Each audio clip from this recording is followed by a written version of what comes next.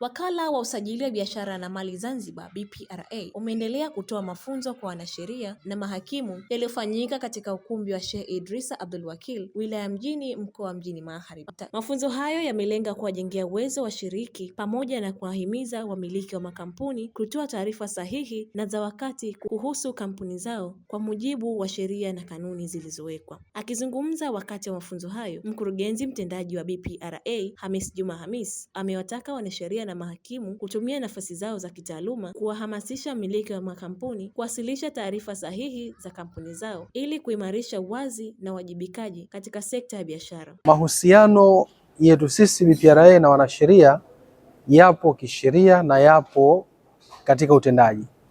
Ni kwamba sheria zimewapa nafasi wanasheria kutengeneza nyaraka katika drafting wanaita wenyewe, na wanapo draft zile sheria zile nyaraka za mauziano, za makampuni, za majina ya biashara, kwa mfano partnership deeds, zote hizi huwa zinaandaliwa na wanasheria, na sisi BPRA ndio tunazisajili ikiwa kama ni sehemu ya mali, na tunazisajili katika aspect ya usajili wa makampuni. Kwa hiyo kwetu sisi wao tuna uhusiano wa moja kwa moja inapokuja katika kutekeleza wajibu wetu wa usajili wa biashara na mali. Kwa hiyo tumeona ni muhimu kukaa nao kwa sababu mambo haya ya umiliki manufaa yanatokea katika usajili wa makampuni. Sasa wao ndo wanawashauri wateja au wale ambao wanatengeneza makampuni, kwa ni vizuri kukaa nao wakafahamu wajibu ambao upo kwa nchi yetu Zanzibar kisheria na kimataifa, ili sasa wakikaa na wateja wao katika usajili wa makampuni wakatengenezea nyaraka zao za usajili wa makampuni wawaeleweshe wateja wao. Kwanza natoa wito kwa wanasheria na jamii kwa ujumla.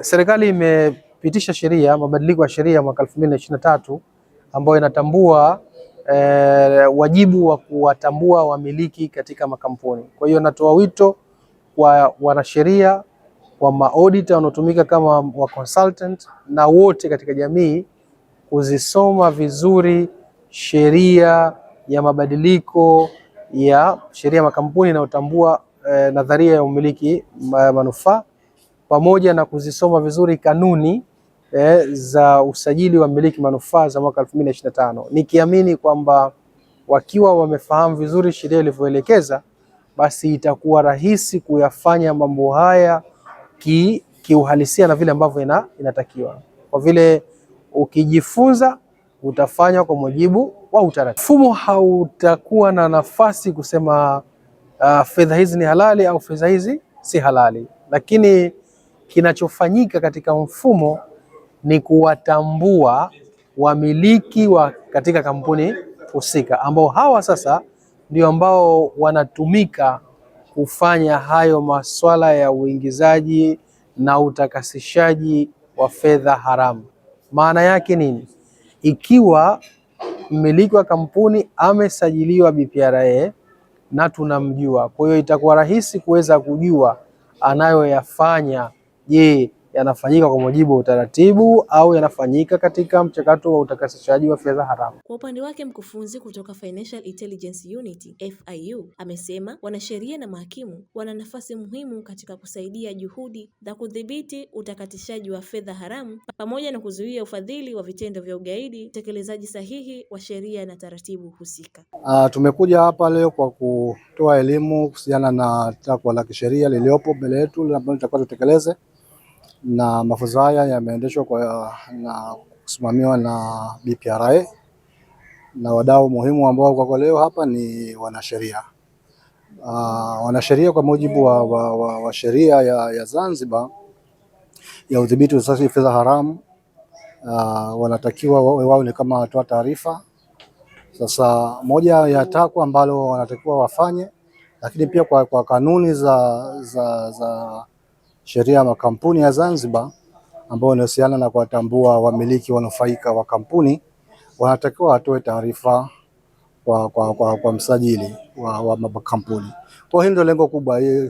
Kanuni tayari imesainiwa na Mheshimiwa Waziri, sasa itatakiwa kutekelezwa. Na maana tukaita wadau ili kutoa elimu juu ya sheria hiyo, lakini pia na maandalizi bora ya tathmini ambayo inakuja ya Tanzania ya mifumo yetu ya kifedha, sababu hili moja katika matakwa ambayo yanatakiwa yasimamiwe na utekelezaji wake, ili tathmini ambayo inakuja basi Tanzania tuwe kwenye hatua ya usalama.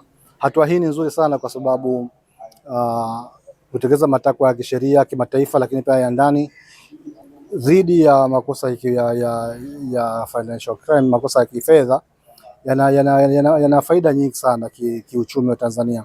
Tumeona jitihada mbalimbali serikali ikifanya hasa katika kuwanufaisha au kuleta wawekezaji wa Tanzania. Kwa hiyo tunategemea Tanzania kuwekeza, lakini pia hata wawekezaji wa nje. Kwa hiyo unakuta sasa investment ndio ina boost uchumi wa nchi, ajira na pato la taifa pia. Kwa hiyo ndio maana tukasema matakwa ya kimataifa ni vyema tukatekeleza, lakini pia na sheria zetu za ndani. So matakwa ya kitaifa ya kimataifa tumedomesticate, tumeyafanya kuwa sheria ya kwetu kulingana na mazingira ya Tanzania, na taarifa hizi zote zitakuwa zinawekwa pale na BPRA kama sheria ambavyo inataka. Kwa hilo ndio lengo kubwa la mafunzo haya, kuwapa uelewa wadau kuhusiana na utekelezaji wa matakwa ya kisheria. Kwa Joseph Kisole, ni wakili kutoka Rukazibo Advocates and Associates, na vile ni mkurugenzi mkazi wa shirika la Lawyers Without Borders, wanasheria wasiokuwa na mipaka Tanzania. Semina hii iliyoandaliwa na BPRA imetuwezesha kutujengea uwezo sisi mawakili katika kushauri wateja wetu namna mbalimbali za kufanya transaction zao ili wasiweze kuingia katika mtego wa utakatishaji fedha. Vile umetuwezesha sisi wanasheria namna gani bora ya kuweza kuingia katika operation za ndani za makampuni ili iweza kuwasaidia BPRA kufanya kazi zao kwa ufanisi zaidi. Alexa Madaha, ASAM Online TV.